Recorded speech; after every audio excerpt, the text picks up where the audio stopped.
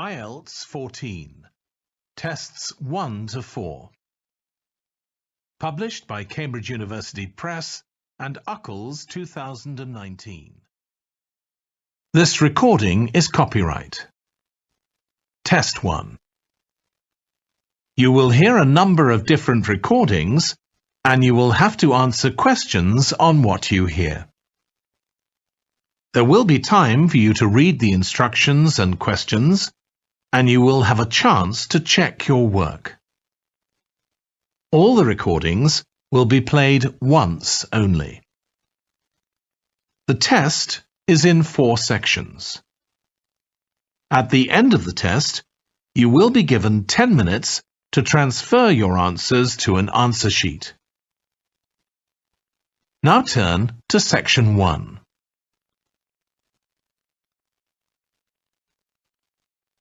Section 1. You will hear a woman reporting a theft to an officer in a police station. First, you have some time to look at questions 1 to 3.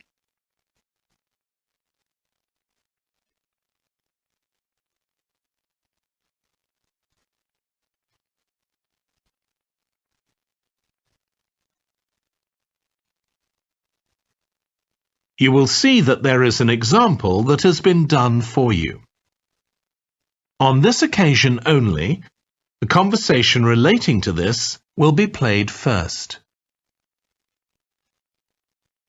Good morning. What can I do for you? I want to report a theft. I had some things stolen out of my bag yesterday. I'm sorry to hear that. Right, so I'll need to take a few details. Can I start with your name? Louise Taylor. The woman's name is Louise Taylor. So Taylor has been written in the space. Now we shall begin. You should answer the questions as you listen because you will not hear the recording a second time. Listen carefully and answer questions 1 to 3. Good morning. What can I do for you? I want to report a theft. I had some things stolen out of my bag yesterday. I'm sorry to hear that. Right, so I'll need to take a few details. Can I start with your name? Louise Taylor. Okay, thank you. And are you resident in the UK? No, I'm actually Canadian, though my mother was British. And your date of birth? December 14th, 1977. So you're just visiting this country? That's right. I come over most summers on business. I'm an interior designer, and I come over to buy old furniture, antiques, you know? There are some really lovely things around here, but you need to get out to the small towns. I've had a really good trip this year, until this happened. Okay. So you've been here quite a while? Yes, I'm here for 2 months. I go back next week. So, may I ask where you're staying now? Well, at present, I've got a place at Park Apartments. That's on King Street. I was staying at the Riverside Apartments on the same street, but the apartment there was only available for 6 weeks, so I had to find another one. Okay. And the apartment number? 15. Right. Before you hear the rest of the conversation, you have some time to look at questions 4 to 10.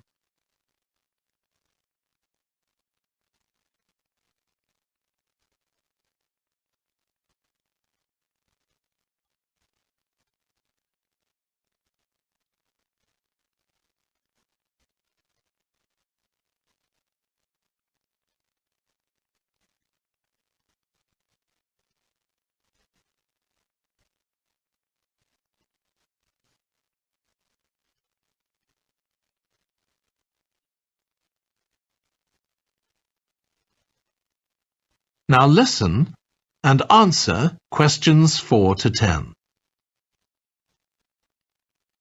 Now, I need to take some details of the theft. So, you said you had some things stolen out of your bag? That's right. And were you actually carrying the bag when the theft took place? Yes. I really can't understand it. I had my backpack on, and I went into a supermarket to buy a few things, and when I opened it up, my wallet wasn't there. And what did your wallet have in it? Well, fortunately, I don't keep my credit cards in that wallet. I keep them with my passport in an inside compartment in my backpack, but there was quite a bit of cash there, about £250 sterling, I should think. I withdrew £300 from my account yesterday, but I did a bit of shopping, so I must have already spent about £50 of that. Okay. At first I thought, oh, I must have left the wallet back in the apartment. But then I realized my phone had gone as well. It was only a week old, and that's when I realized I'd been robbed. Anyway, at least they didn't take the keys to my rental car. Yes. So you say the theft occurred yesterday? Yes. So that was September the 10th? And do you have any idea at all of where or when the things might possibly have been stolen? Well, at first I couldn't believe it because the bag had been on my back ever since I left the apartment after lunch. It's just a small backpack, but I generally use it when I'm traveling because it seems safer than a handbag. Anyway, I met up with a friend, and we spent a couple of hours in the museum. But I do remember that as we were leaving there, at about 4 o'clock, a group of young boys ran up to us, and they were really crowding round us, and they were asking us what time it was. Then, all of a sudden, they ran off. Can you remember anything about them? The one who did most of the talking was wearing a T-shirt with a picture of something. Let's see. A tiger. Right. Any idea of how old he might have been? Around 12 years old? And can you remember anything else about his appearance? Not much. He was quite thin. Color of hair? I do remember that. He was blonde. All the others were dark-haired. And any details of the others? Not really. They came and went so quickly. Right. So what I'm going to do now is give you a crime reference number so you can contact your insurance company. So this is 10 digits. 87954 82361. Thank you. So, should I contact... That is the end of section 1. You now have half a minute to check your answers.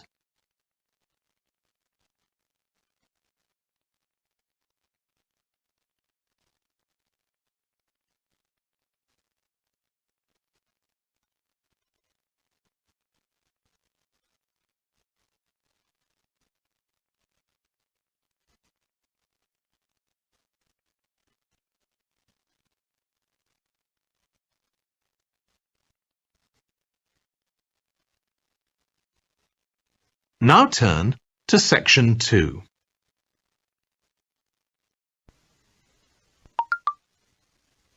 Section 2.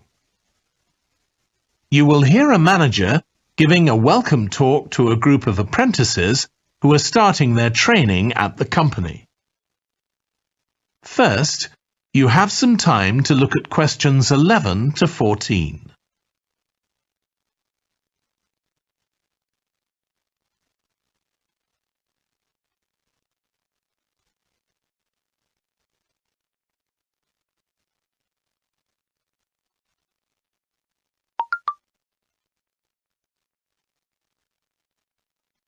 Now listen carefully and answer questions 11 to 14. Good morning, everyone. My name's Janet Parker, and I'm the Human Resources Manager. We're very happy to welcome you to your new apprenticeship. I hope that the next 6 months will be a positive and enjoyable experience for you. I'd like to start with some general advice about being an apprentice. Most of you have very little or no experience of working for a big organisation, and the first week or so may be quite challenging. There will be a lot of new information to take in, but don't worry too much about trying to remember everything. The important thing is to check with someone if you're not sure what to do.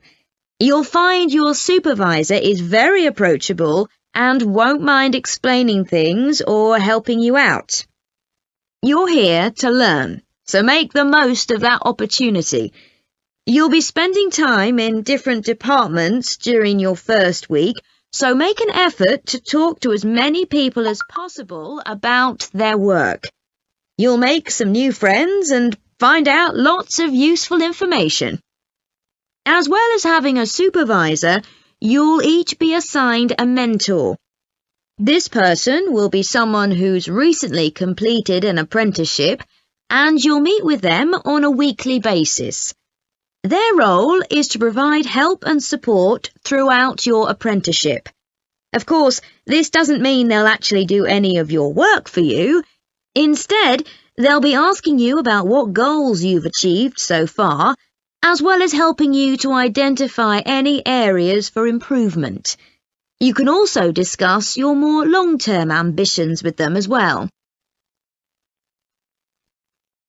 Before you hear the rest of the talk, you have some time to look at questions 15 to 20.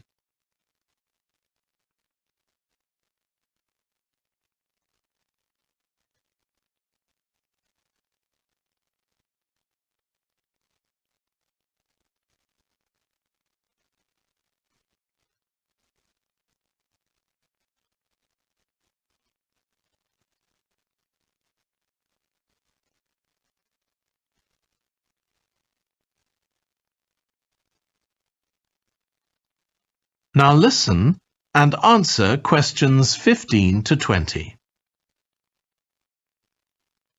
Now, I just want to run through a few company policies for our apprenticeship scheme with you. Most importantly, the internet. As part of your job, you'll be doing some research online, so obviously you'll have unlimited access for that.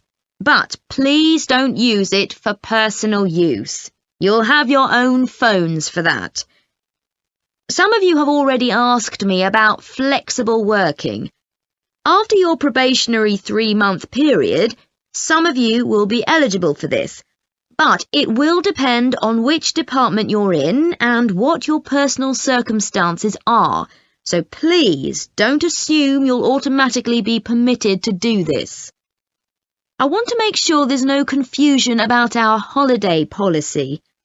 Apart from any statutory public holidays, we ask that you don't book any holidays until after your 6-month apprenticeship has finished. Time off should only be taken if you are unwell. Please speak to your supervisor if this is going to be a problem. You'll be expected to work a 40-hour week, but there may be opportunities to do overtime during busy periods. Although you're not required to do this, it can be a valuable experience, so we advise you to take it up if possible. Obviously, we understand that people do have commitments outside work, so don't worry if there are times when you are unavailable. As you know, we don't have a formal dress code here. You may wear casual clothes as long as they're practical. And the only restriction for shoes we have is on high heels for health and safety reasons. Comfortable shoes like trainers are preferable. There's a heavily subsidised canteen on site where you can get hot meals or salads cheaply. Snacks and drinks are also provided, so we've decided to introduce a no-packed lunch policy. This is partly to encourage healthy eating at work, and partly to stop people from eating at their workstation, which is unhygienic. Okay, moving on to... That is the end of section 2. You now have half a minute to check your answers.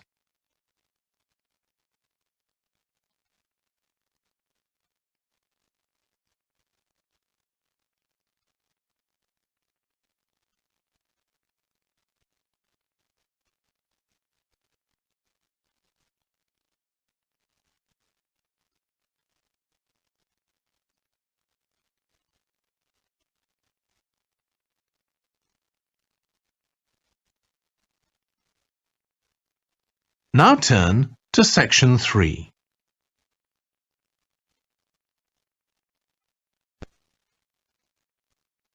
Section 3. You will hear two urban planning students, called Carla and Rob, discussing their presentation on cities built by the sea, following instructions from their tutor. First, you have some time to look at questions 21 to 25.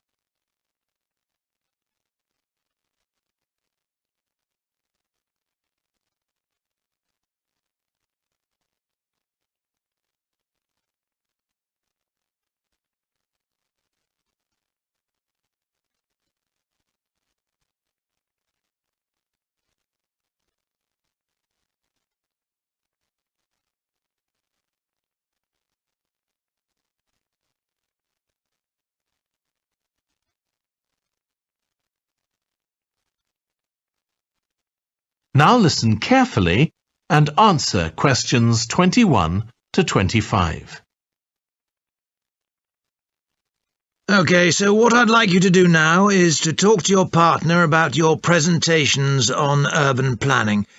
You should have done most of the reading now, so I'd like you to share your ideas and talk about the structure of your presentation and what you need to do next.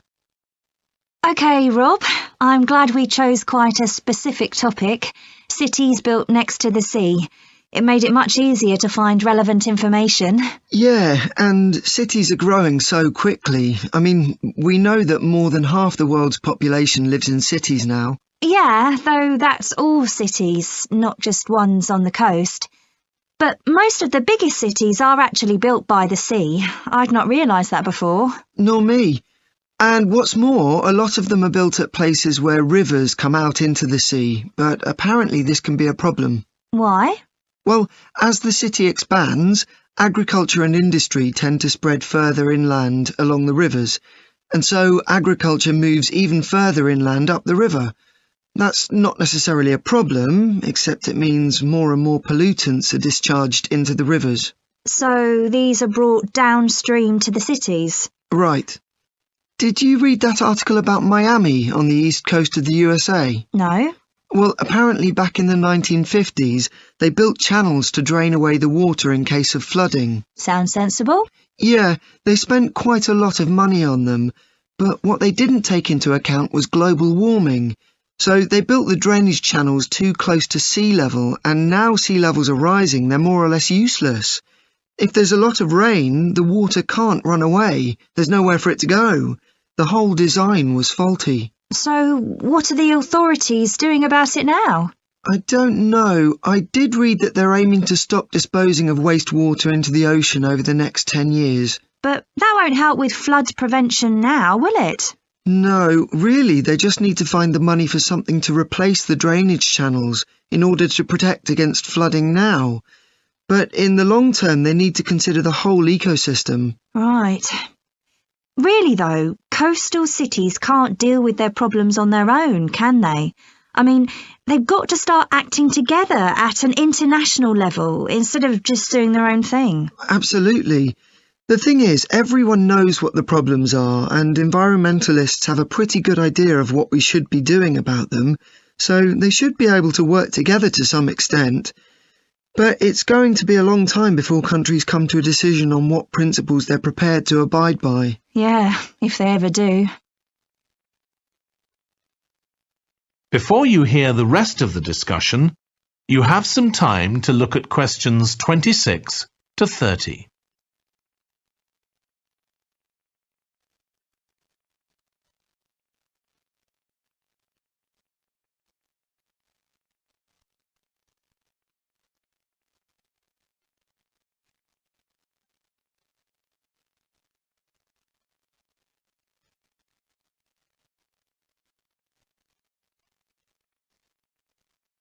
Now listen and answer questions 26 to 30. So, I think we've probably got enough for our presentation. It's only 15 minutes. OK, so I suppose we'll begin with some general historical background about why coastal cities were established. but we don't want to spend too long on that. The other students will already know a bit about it. It's all to do with communications and so on. Yes. We should mention some geographical factors, things like wetlands and river estuaries and coastal erosion and so on. We could have some maps of different cities with these features marked. On a handout, you mean? Or some slides everyone can see? Yeah, that'd be better. It'd be good to go into past mistakes in a bit more detail. Did you read that case study of the problems there were in New Orleans with flooding a few years ago? Yes, we could use that as the basis for that part of the talk. I don't think the other students will have read it, but they'll remember hearing about the flooding at the time. OK. So that's probably enough background. So then we'll go on to talk about what action's been taken to deal with the problems of coastal cities. OK.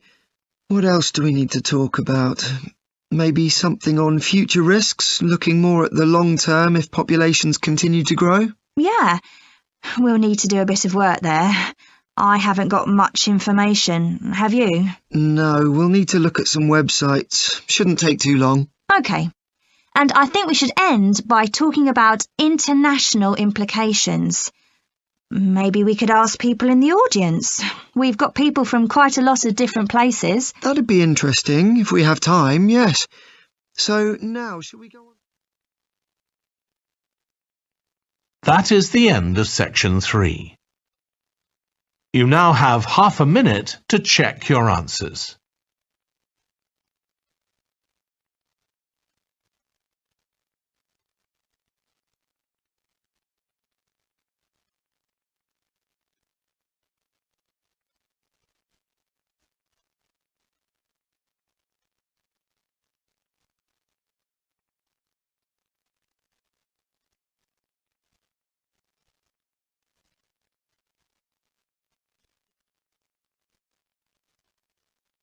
Now turn to section 4.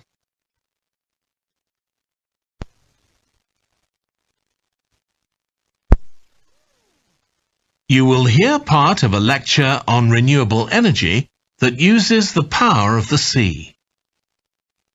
First, you have some time to look at questions 31 to 40.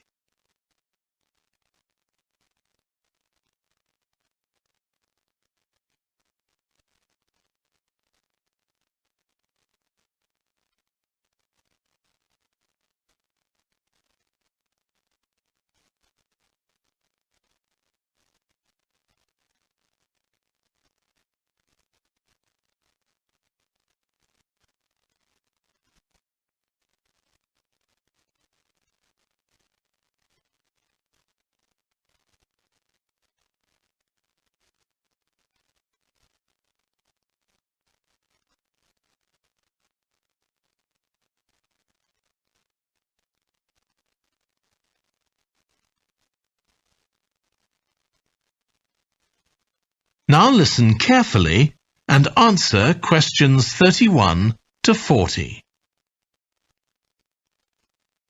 Producing enough energy to meet our needs has become a serious problem. Demand is rising rapidly because of the world's increasing population and expanding industry. Burning fossil fuels like gas, coal and oil seriously damages the environment, and they'll eventually run out. For a number of years now, scientists have been working out how we can derive energy from renewable sources, such as the sun and wind, without causing pollution. Today, I'll outline marine renewable energy, also called ocean energy, which harnesses the movement of the oceans. Marine renewable energy can be divided into 3 main categories: wave energy, tidal energy, and ocean thermal energy conversion. And I'll say a few words about each one. First, wave energy. Numerous devices have been invented to harvest wave energy, with names such as Wave Dragon, the Penguin, and Mighty Whale. And research is going on to try and come up with a really efficient method. This form of energy has plenty of potential, as the source is constant, and there's no danger of waves coming to a standstill. Electricity can be generated using onshore systems, using a reservoir, or offshore systems. But the problem with ocean waves is that they're erratic, with the wind making them travel in every direction. This adds to the difficulty of creating efficient technology. Ideally, all the waves would travel smoothly and regularly along the same straight line. Another drawback is that sand and other sediment on the ocean floor might be stopped from flowing normally, which can lead to environmental problems.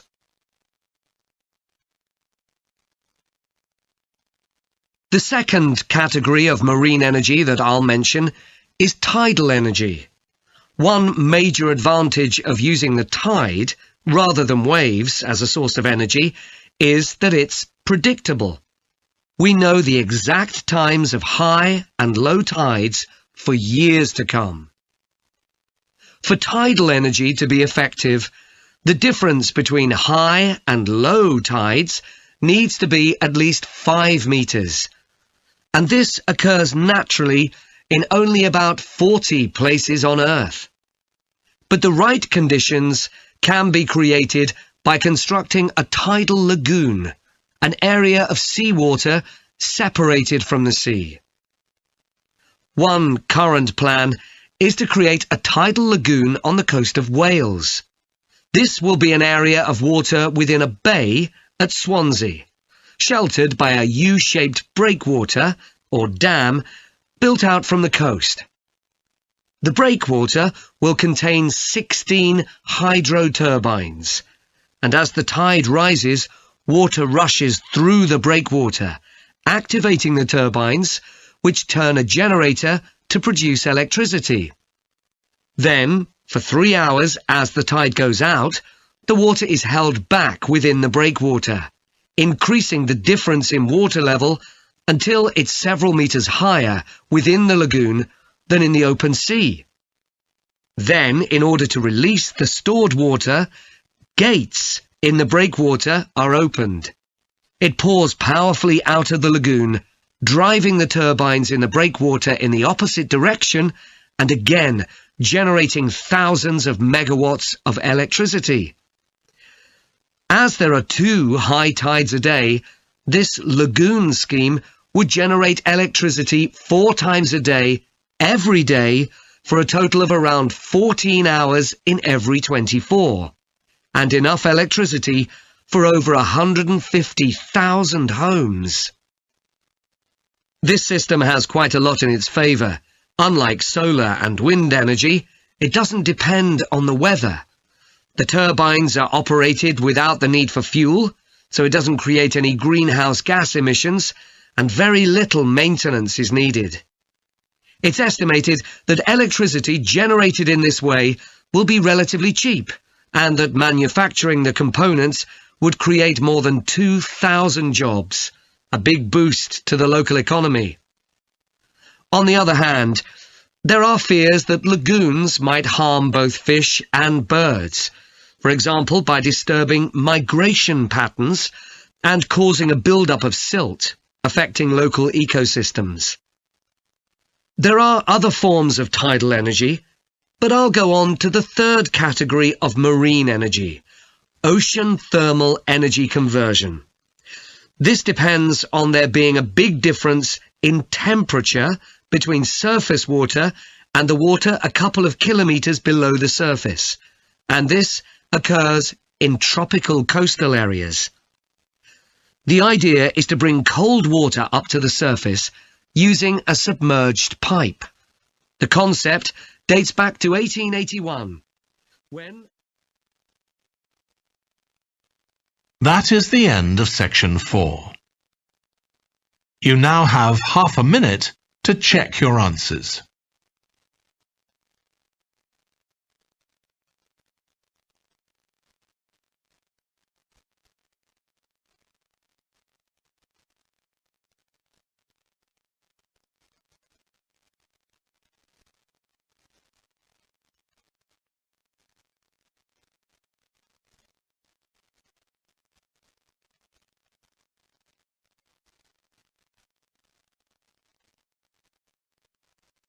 That is the end of the listening test. In the Ielts test, you would now have 10 minutes to transfer your answers to the answer sheet.